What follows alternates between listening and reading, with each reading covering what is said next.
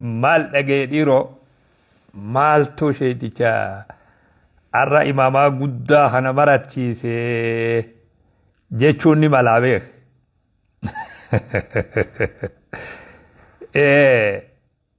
Akki jaan oggaa tolina nama keetii dhageesse gaarummina hawaasa keetii gaarummina waan bareedaa ilmaan keetii waan bareedaa saba keetii ummata keetii wayta dhageesse areedan qabne filatuu feetaa jaan areedalleen qabdu beek areedalleen qabdu ati takkaanii haaddee takka amma dura magarsine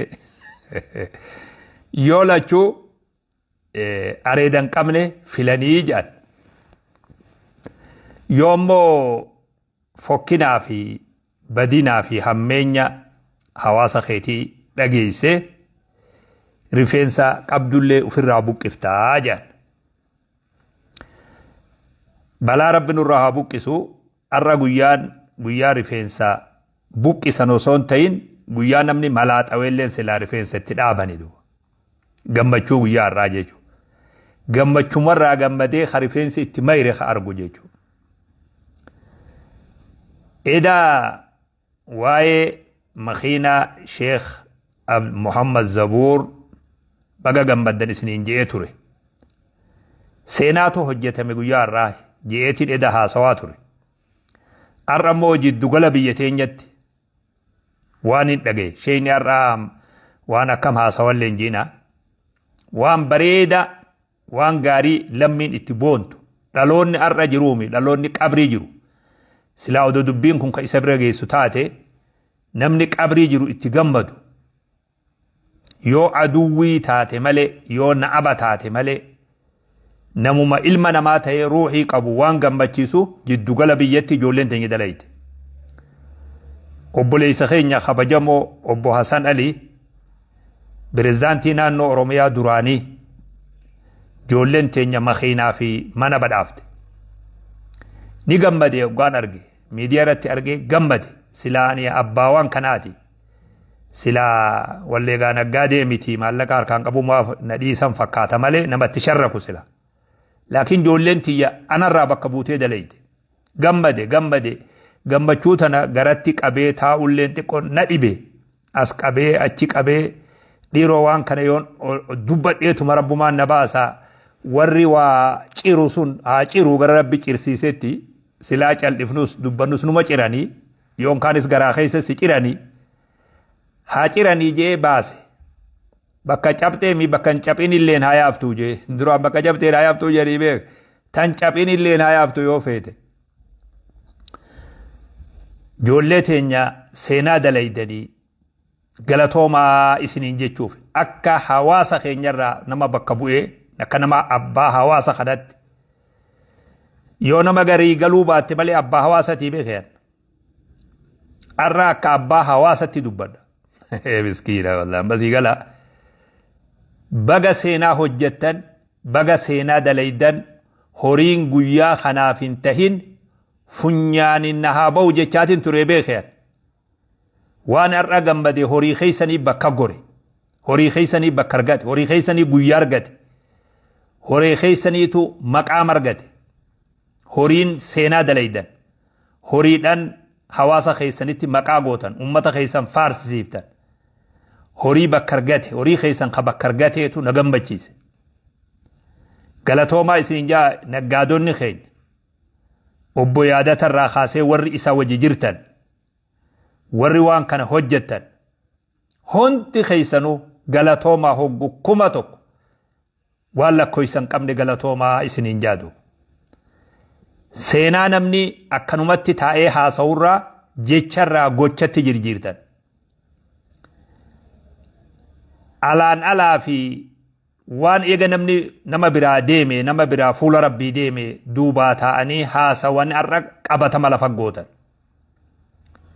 Nama bakkatti godhuun barbaachisutti bakka gootan. Nama akkatti godhuun barbaachisutti akka gootan. Nama maqaatti godhuun barbaachisutti maqaa gootan. Galatoomaa isiniin jaa. Namni tokko ummata firraa galata qaba. jaarsi biyyaa bilchaatan tokko hawaasaaf ifaaje galata qaba. Bulchaan tokko ummata fiitiif wareegama kafale galata qaba. Dhaloota irraa galata qaba. Nam tokkoomi dhaloota ganaa as deemurrallee galata qaba. Sheekni biyyaa tokko hawaasa fiitiif dhaabbate galata qaba. Galata san hawaasni keenya haasawarraa jecharraa gama gochaa jirjiiraadhaa jira. Hedduunaa galatoomaa nu hundarraa'uu bakka buutanii waan kana gootanii. Rabbi isin haa kabaju, isin haa guddisu, ija hamtuu isinirraa haa qabu isiniin jechuu barbaada. Waan hundarra nama ajaa'ibu. Waan kana cal'eessuma fixanii guyyuma wama xumurame namni arguun kanarra kanin itti gammadeen qabdu. Waan akka faaruu namaan barbaadan, darajaa wahiin barbaadan, aangoo wahii ittiin barbaadan, waan tokko akka maqaa waan kanaatiin argattanillee ittiin barbaadan, hawaasummaa, namummaadha wanni isin dalaydan. Odoo nam tokko isin hin dhagayin, ji'uma goobanaa jiini kun guyyaa kan bahee odoo namni hin dhagayin, ji'a kanuma goobani arge namni duuba. Akkana namni oggaa waa hojjetu. Kanan hedduu isinirraa gammade. Saayilentii immoo maal jettaniin? Saayilentiitti xumuruu kana. Akkam na gammachiiftan. Hujii keessanirrallee akkaataa isin itti deemtan hedduu na gammachiise. Horiin keessan horii barakaa haa ta'u. Qabeenyi keessan qabeenya barakaa haa ta'u. Umriin teessan umrii barakaa haa taatu. Horteen isin hortan hortee barakaa haa taatu. Milkii malee hongoo takka rabbiin horii keessan keessatti isin hin dhageessisin. Tirfii malee khasaaraa isin hin dhageessisin. Ija hamtuu isinirraa haa qabu. Laalaa ilaalcha hamaa. Dubbataa arraataa hamaa. Taa'aa teessuma hamaa. Hunda rabbi isinirraa haa qabu. Ha ijaan deemu. Ha qalbiin deemu. Ha harkaan deemu. Hunda isaa rabbi dallawa isinitti haa jaaru. Horii keessaniif isinillee rabbi dallawa isinitti haa jaaru. Galatoomaa isiniin jechuu dhufe hanganarra deemee miira keessa seenillee waa baballeessuun fedhu irra deebinee ijoolleen teenya. Warri kalee seenaa hojjetan. Nama kabajamaa Pirezidaantii naannoo Oromiyaa duraanii obbo Hassan Alii gammachiiftanii badhaaftan.